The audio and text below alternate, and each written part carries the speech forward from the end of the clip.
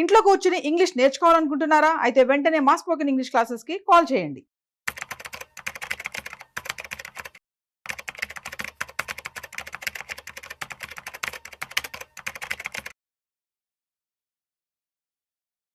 నమస్తే, welcome to Suman TV. నేను విష్ణు. ప్రస్తుతంతో పాటు certified financial planner Ram Prasad గారు ఉన్నారు. వారితో మాట్లాడదాం.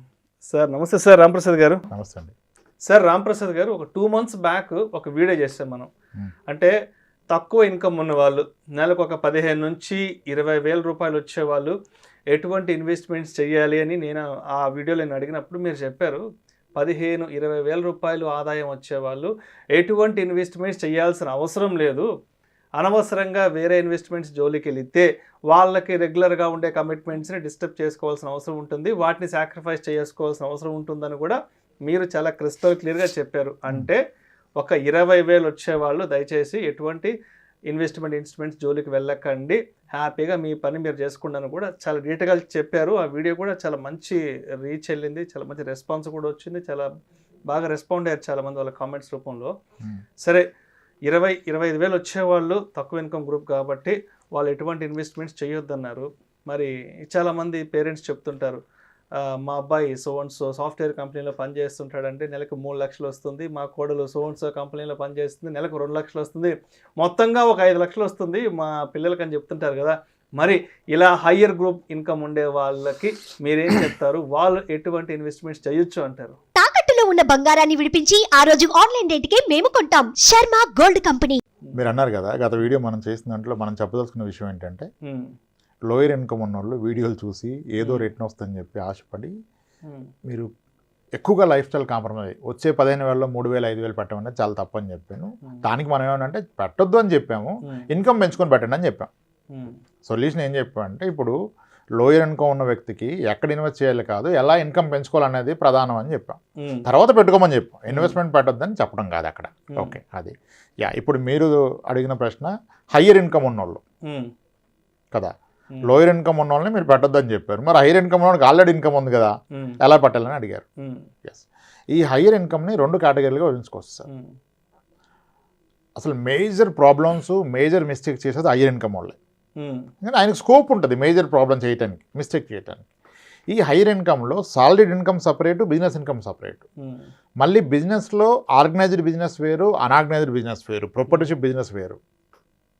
ఇక్కడ ప్రాబ్లం వల్ల major issues will come for the people into the business, that unorganised సెక్టార్లో ఉంటారు, ప్రొపర్టర్షిప్ ఉంటారు, ఆయన పైన ఎవరు ఉండరు ఆయన క్వశ్చన్ చేయడానికి. దే టెన్ టు మేక్ అతిపెద్ద మిస్టేక్ చేస్తారు. చాలామంది నేను కలవటం జరిగింది, అంటే వాళ్ళు వచ్చి నన్ను కలవటం జరిగింది. మనం ఎవరిది డిస్క్లోజ్ చేయడం అదొక పెద్ద ప్రాబ్లమ్. బట్ స్టిల్ ఓకే, ఎందుకు ప్రాబ్లం వస్తుందంటే, ఇప్పుడు ఇంటర్మీడియట్ కూడా చదవకుండా నెలకి 9 లక్షలు 6 లక్షలు తీసుకోవాలి చాలామంది కలిసాను నేను బిజినెస్లో. అంటే అంత కష్టపడతారు, అంత ఇన్నోటివ్గా చేస్తారు, కష్టపడతారు. కానీ ఎంత బాగా చేస్తారో అంత బాగా కొలాప్స్ కూడా అయిపోయారు వాళ్ళు. ఎస్, ఇప్పుడు అదే higher income 3 lakhs 2 lakhs 4 lakhs sales force, Oracle, what ever వీటిలో ఉన్న వాళ్ళకి, మైక్రోసాఫ్ట్, యాపిల్ వీటిలో ఉన్న వాళ్ళకి ఆ ఇన్కమ్ వచ్చినప్పుడు వాళ్ళు ఇండిసిప్లైన్ అయినా పెద్దగా ప్రాబ్లం రాదు లైఫ్లో. ఎందుకంటే ఇప్పుడు ఒక ఎంప్లాయీ 3 lakhs 2 lakhs డ్రా చేస్తే ఆయన ఈపీఎఫ్లో వెళ్ళిపోద్ది మంత్లో ఒక 40,000. అది సేఫ్టీ కదా. ఈయన ఎంత ఇండిసిప్లైన్డ్ అయినా డిసిప్లైన్డ్గా ఒక ఈపీఎఫ్ ఎంప్లాయీ ప్రొవిడెంట్ ఫండ్ వెళ్ళిపోతుంది, కంపెనీ షేర్స్, ఈ షాప్స్ ఉంటే అవి వెళ్ళిపోతాయి. అండ్ ఇతని శాలరీకి 20 times వాళ్ళకి ఇన్సూరెన్స్ కవర్ ఇస్తారు. ఈయనకి ఇన్సూరెన్స్ లేకపోయినా మేజర్ కంపెనీస్ అన్నీ వాళ్ళు మీ యాన్యువల్ సిటీస్కి సమ్ టైమ్స్ అని ఇస్తారు. ఓకే, మంత్లీ శాలరీకి 25 times అట్లా అని చెప్పి ఏదో ఒక లైఫ్ ఇన్సూరెన్స్ కవర్ ఉంటుంది బై డిఫాల్ట్. ఫ్యామిలీ మొత్తానికి హెల్త్ ఇన్సూరెన్స్ కవర్ ఉంటుంది. మళ్ళీ కంపెనీ పాలసీ ఇస్తే ఏదున్నా కవర్ అయిపోద్ది. డే 1 నుంచి పేరెంట్స్ కవర్ వచ్చింది అనుకోండి, ఈరోజు జాయిన్ అయ్యాడు, వీళ్ళ ఫాదర్కి ఈరోజు ఓపెన్ హార్ట్ సర్జరీ కూడా కవర్ అయిపోద్ది. బయట పాలసీ తీసుకుంటే పెద్ద గోళ ఇక్కడ వస్తాయి కదా. కాబట్టి వాళ్ళు చాలా వరకు సేఫ్. ఇన్వెస్ట్మెంట్ చేయకపోయినా దుబారా ఖర్చులు పెట్టినా వాళ్ళకి back end by default organisation design చేస్తుంది. బేసిక్ సేఫ్టీ కొరకు మీ మ్యాండేటరీ ఈపీఎఫ్ కట్ అవుతుంది, స్టాక్స్ అసైన్ అవుతాయి, health insurance for the entire family ఉంటుంది, మీకంటూ ఒక లైఫ్ ఇన్సూరెన్స్ కవర్ ఉంటుంది. So that's way they are safe. So indiscipline నడిచిపోద్ది. ఈ ప్రాబ్లం వల్ల ఎవరికి వస్తుందంటే, ఈ హయ్యర్ ఇన్కమ్ సంపాదిస్తున్న బిజినెస్ ద్వారా అంత ఆర్గనైజ్ సెక్టర్ కాదు, అన్ఆర్గనైజ్ సెక్టారు, ఈయన ప్రొపర్టర్షిప్ కంపెనీ, ఈయనే కింగ్, ఈయనే head, they ten to make more mistakes. వీళ్ళకి ఎక్కువ యాక్సెస్ ఉండదు, అందరితో మాట్లాడలేరు, అందరికీ చెప్పలేరు వస్తున్న ఇన్కమ్ని కూడా. అప్పుడు వీళ్ళకి ఏంటంటే బియాండ్ పాయింట్ ధైర్యం పెరిగిపోద్ది. నాకేంటి ఎడి తిరిగి నెలకు 6 లక్షలు మిగులుతాయి, అంత పోగా 7 లక్షలు మిగులుతుంది అని చెప్పేసి తప్పులు చేస్తారు. ఇప్పుడు ఫస్ట్ కలిసినప్పుడు ఒక అతనిది monthly income post all expenses 9 lakhs అండి. ఆయన ఎడ్యుకేషన్ క్వాలిఫికేషన్ 10th లేదు, ఓకే 10th క్లాస్ కూడా లేదు. ఒక మంచి బిజినెస్ కాన్సెప్ట్, 2 షాప్స్ బాగా చేస్తారు, అద్భుతం. ఆయన ఒక రిఫరెన్స్ ద్వారా వచ్చారు, మనం ఫైనాన్షియల్ ప్లానింగ్ చేసాము. సో పిల్లలు చిన్న వయసు, ఎక్కువ మంది పిల్లలు ఉన్నారు, ఏదో చెప్పాం. అప్పుడు టర్మ్ ఇన్సూరెన్స్ ఇద్దామని చూస్తే 10th లేదన్న విషయం అప్పుడు తెలిసింది మనకి, పెద్ద రియలైజేషన్. గ్రేట్, సరే సార్ ఇంక మీరు చేయగలిగింది ఏం లేదు, ఎక్సలెంట్ పర్ఫెక్ట్ గ్రో అవుతున్నారు, డిసిప్లిన్గా ఉంటాడు, పద్ధతిగా ఉంటాడు, అంతా ఎక్సలెంట్ సార్, మీకు ప్రాబ్లమే లేదు. అసలు ఇన్వెస్ట్మెంట్స్ ఏం నడుస్తున్నాయంటే నేను ఇన్సూరెన్స్ పాలసీలు కడతా సార్, మంత్లీ ఒక 2 lakhs కడతా అన్నాడు. గ్రేట్ సార్, మంచి పని, మంచి పని.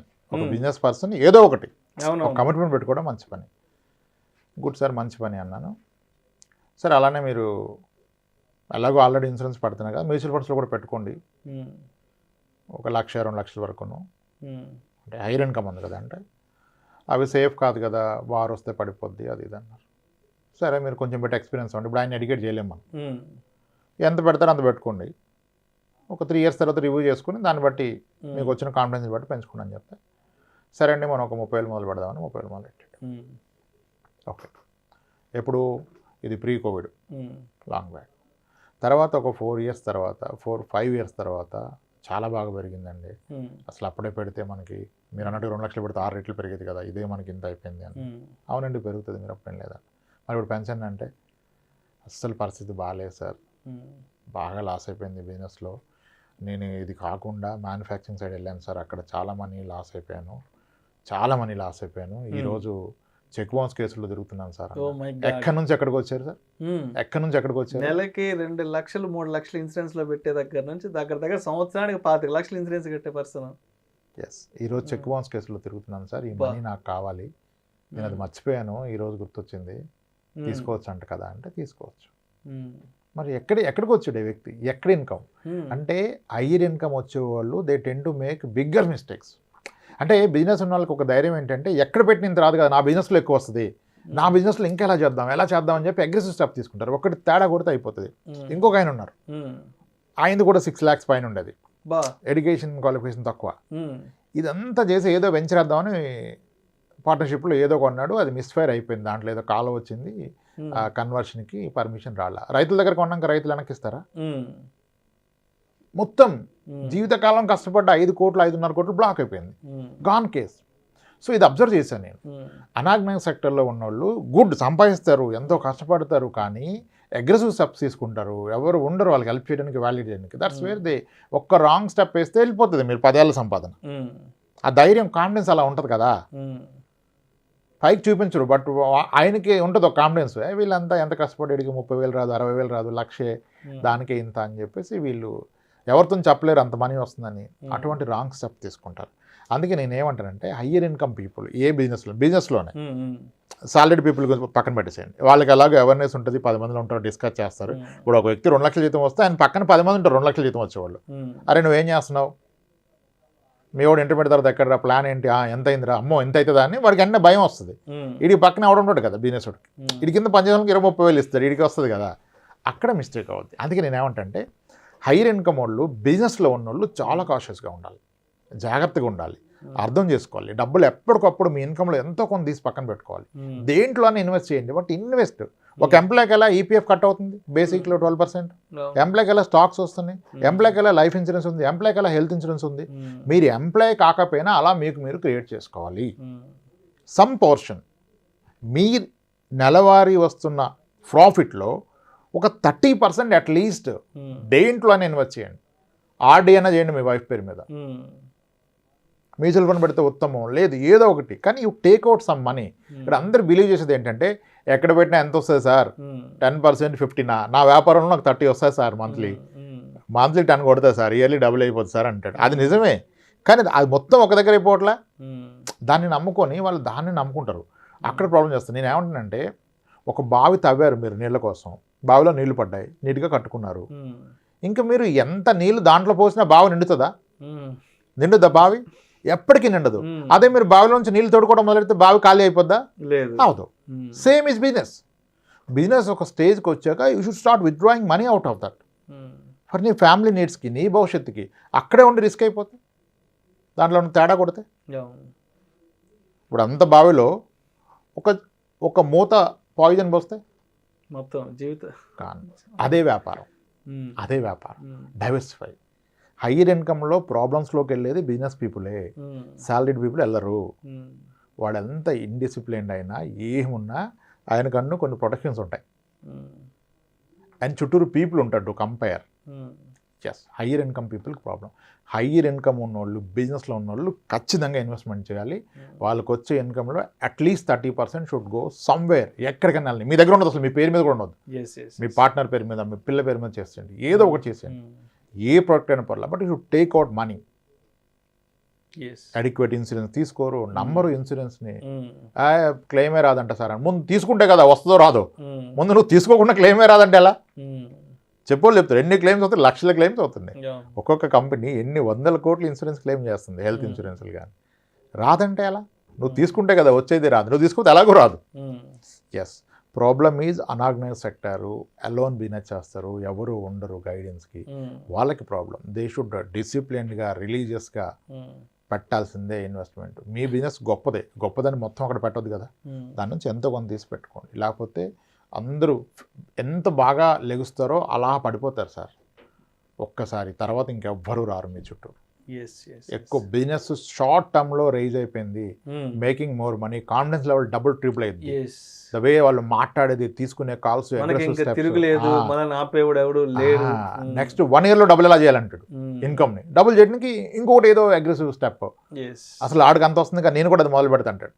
ఉమ్, ఇందాక నేను చెప్పిన ఒక బిజినెస్లో కూడా షాప్కి మ్యానుఫ్యాక్చరర్ సైడ్ వెళ్ళిపోయి పెడితే లాస్ అయిపోయాడు. Um, yes, so higher income people has to be more cautious. Lower ఇన్కమ్లో పోగొట్టుకోవడానికి ఏముంటుంది? అవును. 20,000 జాబ్ ఉన్నట్టుకు పోతే ఏముంటుంది? 20,000 జాబ్ ఎక్కడైనా వస్తాయి, 10 వస్తాయి. yes, yes. ఆ వచ్చిందే సరిపోతుంది నెలకి. ఇక్కడ పోగొట్టుకోవడానికి ఏముండదు. ఏం లేదు, ఇంకా ఎక్సెస్ అమౌంట్ లేదు కదా.